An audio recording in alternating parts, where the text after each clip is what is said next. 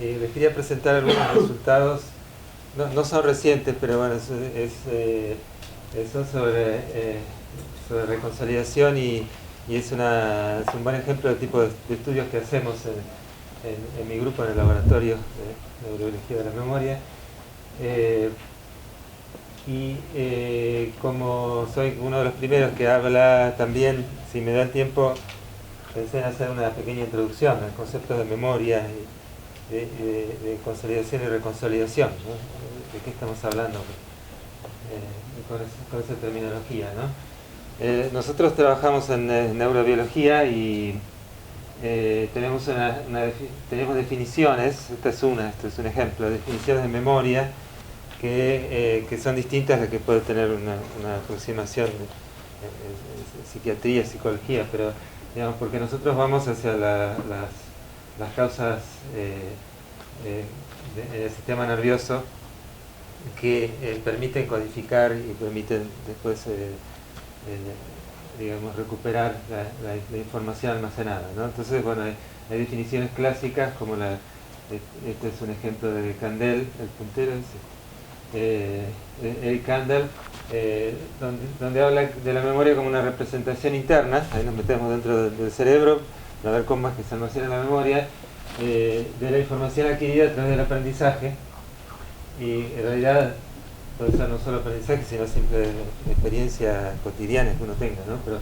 digamos, en las condiciones experimentales en las que trabajamos utilizamos distintos aprendizajes, en general en animales, y evaluamos si los animales aprenden, como mostró Ken recién, si los animales aprenden, si tienen memoria, ¿no?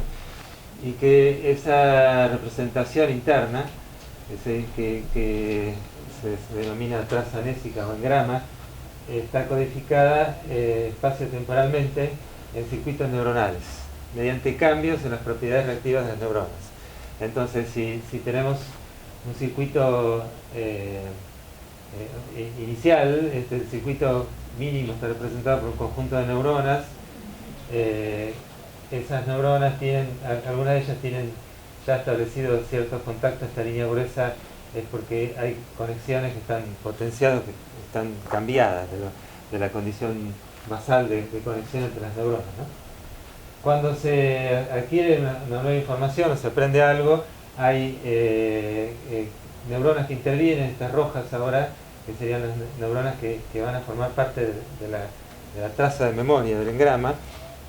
No todas en un área determinada, sino algunas van a modificar sus conexiones sinápticas, ¿no?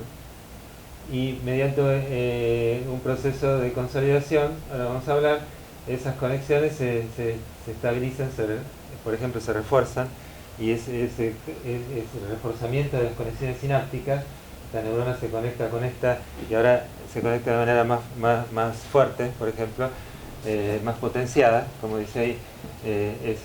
Esa es la base de la representación interna de la memoria, ¿no?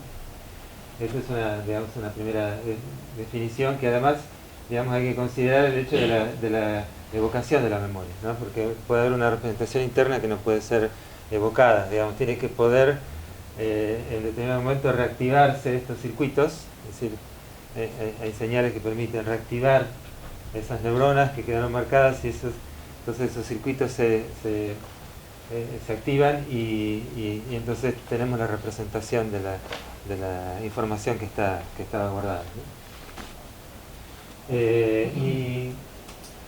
Ya les hablé de consolidación, es un concepto que se desarrolló desde hace muchos años. Este es un experimento pionero de 1900, en el cual con voluntarios, en humanos, digamos, se hacía aprender sílabas, pero son sílabas en alemán, y digamos, la tarea consiste en asociar pares de sílabas, de modo tal que en un test uno dice, por ejemplo, Sir, y uno tiene que saber que Sir está asociado con Mur, ¿no? Y entonces ahí uno tiene una respuesta correcta, ¿no?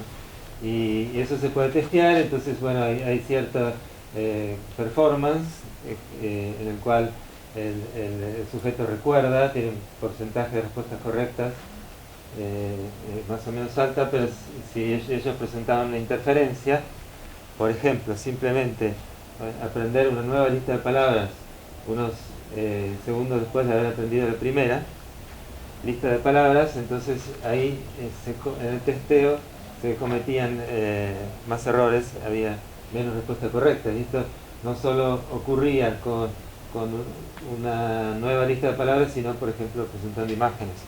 Es decir, una tarea interferente enseguida del aprendizaje impedía que haya una buena retención, ¿no? Entonces ellos dijeron, tiene que haber un tiempo en el cual este aprendizaje se consolida como para que se forme una traza de memoria adecuada, ¿no? Es decir, que la traza de memoria se forma gradualmente en el tiempo, y eso implica un proceso de consolidación. Digamos, determina esta consolidación, determina que la memoria pase de estados de corto término o de términos intermedios, que estamos hablando de minutos a horas, a una forma más estable que puede durar días, ¿no? Y para eso se necesita la consolidación, y una vez que ocurre la consolidación, la memoria pasa a una forma estable, que es más difícil de disrumpir con ese tipo de disruptores como otras tareas o digamos disruptores más drásticos que se han utilizado, electroshock convulsivos, hipotermia, inyección de drogas que interfieren con la memoria, etc. Hay dos posibilidades, digamos. La versión contextual implica que el animal va a hacer freezing cuando en un testeo se lo vuelva a ubicar en la caja de entrenamiento. Entonces ahí, digamos, hay una respuesta de miedo que en general se mide en términos de freezing. Ahora les voy a mostrar de qué se trata, ¿no? Y si no, en la versión de clave, el animal va a otra caja. Esto está como un grisado que indica que la caja es distinta, y el animal no hace respuesta de miedo, pero sí lo hace cuando se presenta el sonido. Entonces esa es la versión de clave, ¿no? Cue conditioning, y esta es la contextual conditioning. Acá hay una película que no funciona, no lo voy a intentar, que mostraba un animal explorando la caja, y entonces uno, si lo que mide es el freezing, es decir, el comportamiento de quedarse quieto, congelado, solo el movimiento del diafragma, el animal tiende a quedarse quieto, es una respuesta defensiva y es una expresión de miedo, ¿no?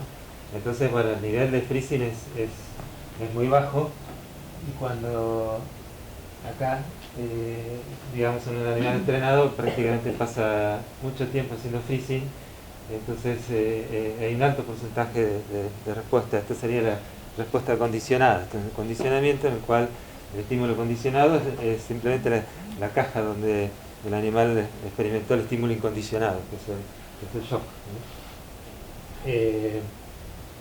Y entonces, como decíamos, hay una etapa de adquisición del aprendizaje. La memoria es lábil en un primer momento, y después con la consolidación se estabiliza esa memoria y tenemos una memoria de largo término, ¿no?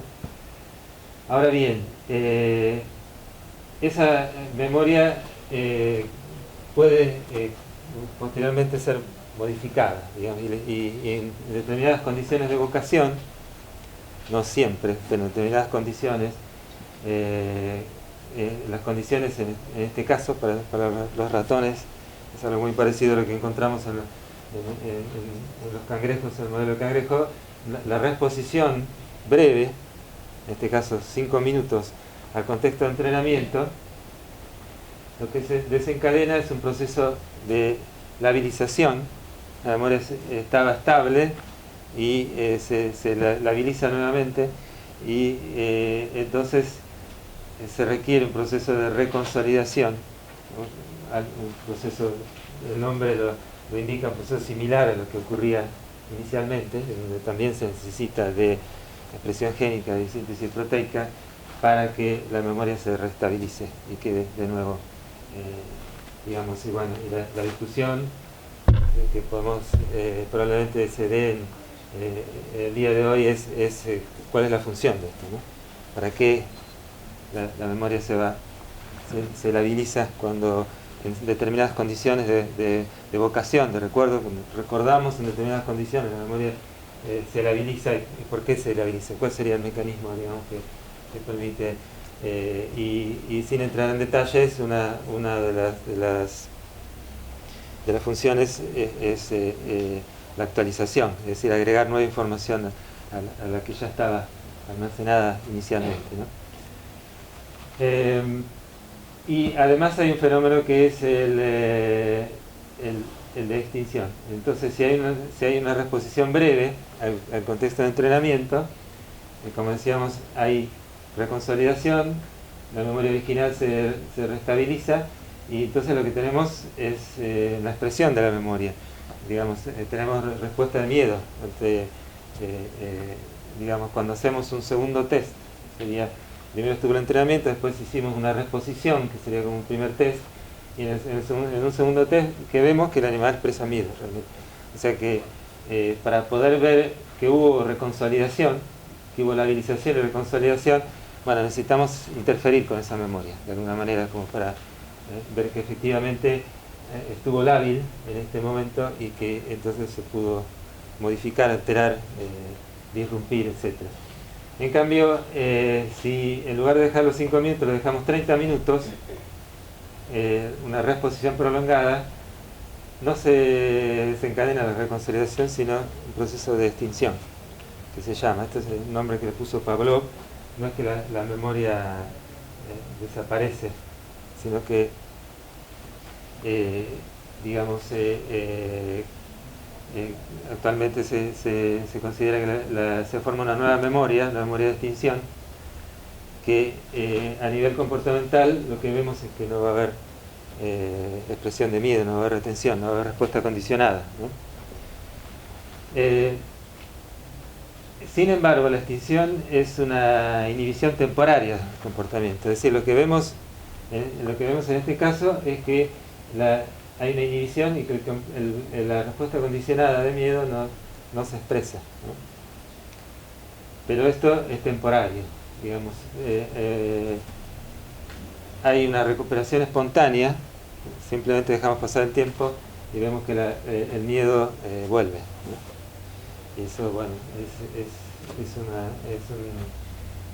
digamos, una característica que hace complicado el uso de la extinción en terapias. Por ejemplo, si queremos reducir la expresión de miedo ante determinados estímulos, que es el caso de fobias, ese miedo se puede disminuir con terapias que utilizan estos procesos de extinción, pero bueno, la contra es que el miedo vuelve, ¿no? Posteriormente. Y entonces, bueno, uno puede trabajar sobre estos mecanismos y ver, mejor dicho, qué mecanismos están involucrados en estos procesos y de qué manera uno podría interferir para por ejemplo,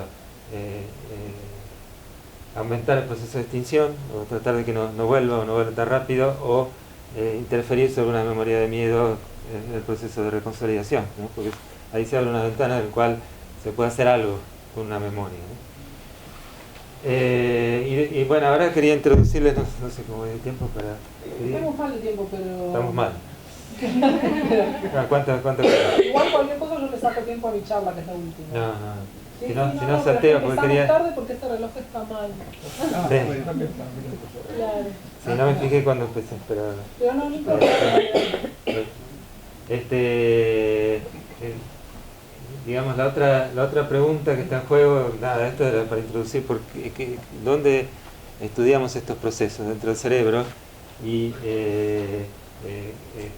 digamos, este es un esquema de la Edad Media, donde se pensaba, digamos, dónde estaban las distintas funciones del cerebro, y se tenía una idea de que podía haber áreas especializadas en el cerebro para distintas funciones, y planteaban áreas especializadas en la memoria, ¿no? Entonces, y después vinieron experimentos, para hacer una historia así muy rápida, que como se mencionaba al principio, experimentos de ablación, en el cual la falta pone de manifiesto una función, ¿no? El famoso caso del paciente HM que sufrió una cirugía en la cual se le ablaciona una buena parte, una parte importante del lóbulo temporal medio, y casi prácticamente todo el hipocampo bilateral, además, y que provoca alteraciones muy grandes de memoria. Eso no quiere decir que haya, bueno, que toda la memoria está en una parte del cerebro. La memoria en realidad está en todos lados, pero hay áreas que están especializadas en por lo menos un tipo de memoria en particular, que es la memoria declarativa, ¿no? Como el hipocampo. Y la ablación muestra que, bueno, produce la incapacidad de formar memorias de tipo declarativas, ¿no? Las memorias episódicas, por ejemplo, ¿no? Y en este esquema se ve que, bueno, hay distintos tipos de memoria y hay distintas áreas del cerebro, en este caso, bueno, el cerebro de los mamíferos, ¿no? En otras especies, obviamente va a ser la anatomía es distinta y las áreas son distintas, pero acá tenemos que en memorias declarativas el hipocampo está afectado, pero yo les hablaba de el miedo condicionado. Acá tenemos respuestas emocionales, condicionamientos simples, como el que mostraba, y hay otras áreas que están involucradas, pero al estar involucrado el reconocimiento de un lugar, hay también intervención del hipocampo, y por eso nosotros trabajamos en el hipocampo, es decir, esta tarea de miedo condicionado contextual requiere del hipocampo, y ahí es donde estudiamos los procesos, ¿no? ¿Y qué procesos estudiamos? Nosotros investigamos mecanismos moleculares. Eso implica que ante la actividad neuronal hay señales sinápticas que llevan esencialmente inicialmente a un desbalance entre quinasas y fosfatasas. Proteinquinasas que fosforilan proteínas y proteinfosfatasas que desfosforilan. Normalmente están en condiciones basales, están balanceados, y cuando ocurren las señales sinápticas, esto se desbalancea en general a favor de las quinasas, y eso hace que estas quinasas puedan actuar localmente en la sinapsis o en distintos lugares, pero también en el núcleo, en donde regulan la expresión génica, ¿no? Entonces, a través de activación de factores de transcripción, vamos a hablar de un factor de transcripción lo llamamos constitutivo, que es el primer paso, y después factores de transcripción que son, digamos, que se producen, que se tienen que traducir debido a las señales sinápticas, que son los genes tempranos. Algunos de ellos son factores de transcripción, otros no, pero en definitiva, bueno, hay una regulación de la expresión génica que lleva a la producción de nuevas proteínas, digamos, que van a ser necesarias, de distintos tipos de proteínas que son necesarias para que se estabilice esa conexión, esos contactos sinápticos que en las neuronas, que son partes del engrama, ¿no? Y que, bueno, para los que no estén familiarizados, el factor de transcripción lo que hace es unirse a una secuencia específica en la zona promotora de los genes, y entonces iniciar la transcripción. Esto se produce el mensajero y la proteína, ¿no? Entonces nosotros estudiamos desde hace muchos años en el laboratorio un factor de transcripción en FKB, es el nombre. Vimos que está involucrado, digamos, en distintos tipos de memoria, en invertebrados. Empezamos estudiando el cangrejo, el modelo del cangrejo que desarrollamos en el laboratorio, y también en vertebrados, y que es activado por una proteinquinasa, esas proteínas que fosforilan sustratos proteicos, en este caso se llama IKK, Y lo que vimos es que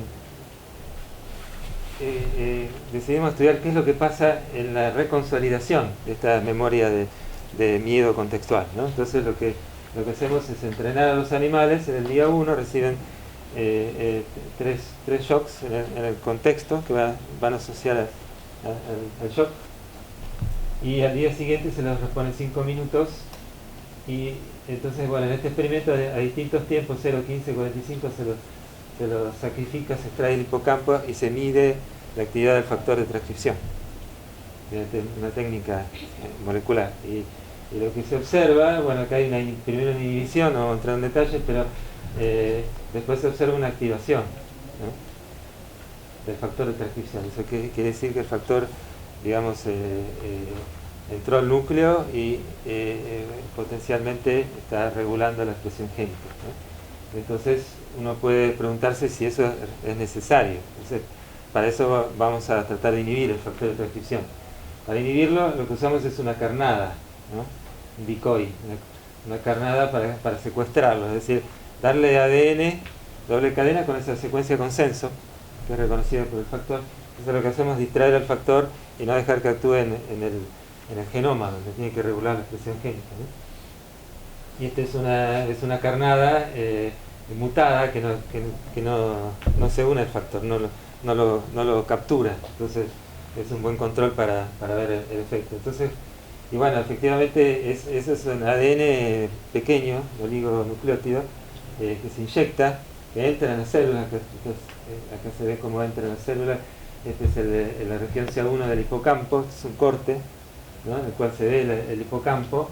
Esta es la región CA1, y acá se ve dentro se ven las neuronas fluorescentes, porque este DNA aparte tiene un marcador fluorescente. Quiere decir que entra en las células una vez inyectado. Eso es una inyección localizada dentro de la parte dorsal del hipocampo, y efectivamente inhibe el factor. Entonces lo que hicimos fue inyectarlo después de estos 5 minutos de reexposición, es decir, cuando se supone que la memoria se labilizó y puede ser afectada, digamos. Entonces, bueno, la pregunta es si el factor se activa. Nosotros al inhibirlo, ¿estamos afectando a la memoria? ¿Estamos impidiendo que se restabilice esa memoria? Y eso lo podemos ver inyectando al inhibidor después de la reactivación de la memoria, un proceso de labilización, cuando la memoria se tiene que reconsolidar, y después se hacen distintos testeos, el día 3, a una semana, 2 semanas, y ver qué pasa, ¿no? Entonces los animales que tienen el decoy mutado tienen una buena retención, muestran freezing, muestran miedo, ¿no?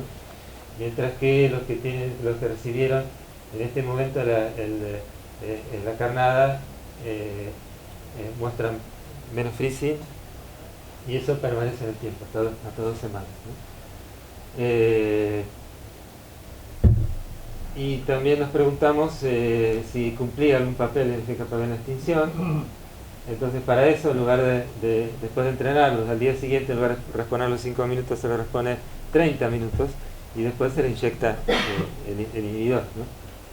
Entonces, en un testeo el día 3, por ejemplo, ¿qué es lo que se ve? Tenemos un grupo que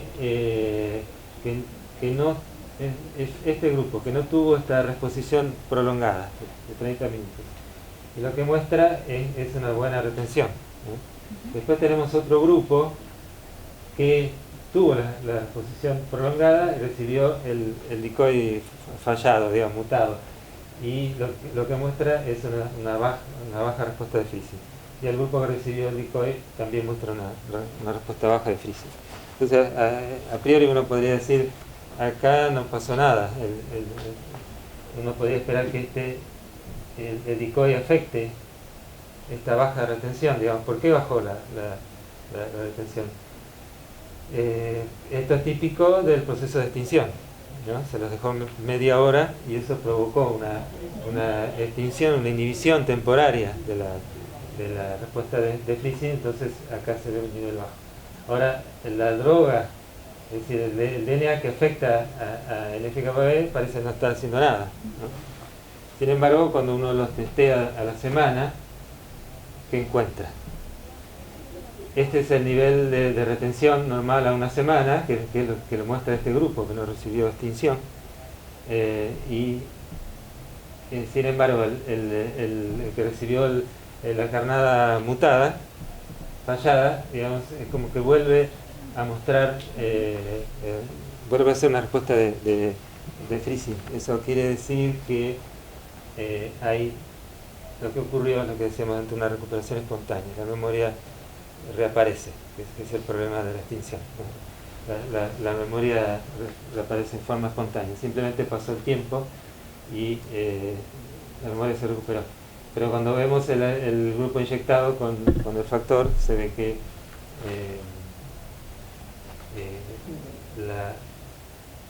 el freezing no se recupera, ¿no? Entonces sí hay un efecto de la droga. Y la posibilidad es que, bueno, que haya afectado totalmente la memoria, entonces ese freezing nunca va a volver, o que finalmente vuelva, y eso es lo que ocurre, finalmente vuelve.